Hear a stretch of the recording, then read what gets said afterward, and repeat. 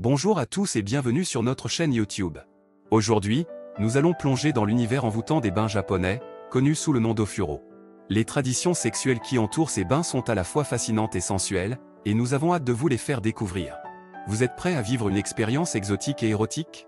Alors restez avec nous jusqu'à la fin de la vidéo, vous ne serez pas déçus.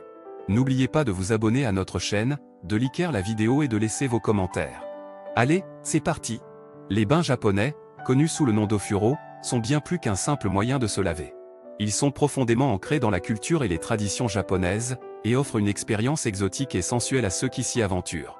Dans cet article, nous allons plonger dans les traditions sexuelles entourant les bains japonais, et découvrir comment elles ont évolué au fil du temps. L'Ofuro est une pratique qui remonte à des siècles.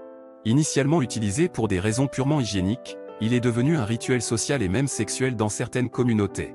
Les Japonais voient les bains comme un moyen de relaxation et de connexion avec les autres, et cela inclut également les aspects sexuels. Dans les bains publics japonais traditionnels, il existe des règles strictes et des normes de comportement à respecter. Cela inclut souvent la séparation des sexes, avec des bains séparés pour les hommes et les femmes. Ces bains peuvent être communs ou privés, mais l'intimité est toujours préservée. Dans le contexte des pratiques sexuelles, les bains publics peuvent être utilisés comme un lieu de rencontre pour des rencontres discrètes.